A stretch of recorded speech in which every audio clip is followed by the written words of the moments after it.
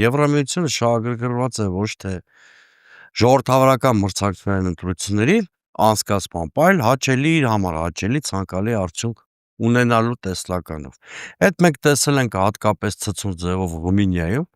երբ որ Ջորջեսկուին մտածածին մեղադրանքով դուրս տրեցին ընտրարշավից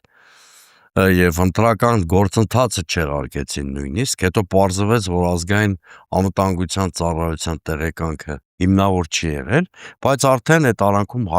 իրենց հաճելի տեխնացուին դարձրել էին Ռումինիայի նախագահ։ Բնականաբար սա ամենևին էլ աննախադեպ ինքնիշխանության մասին չի խոսում, այն ինչ որ ասում էր Նիկոլ Փաշինյանը, գործելու է ֆիլտրումների,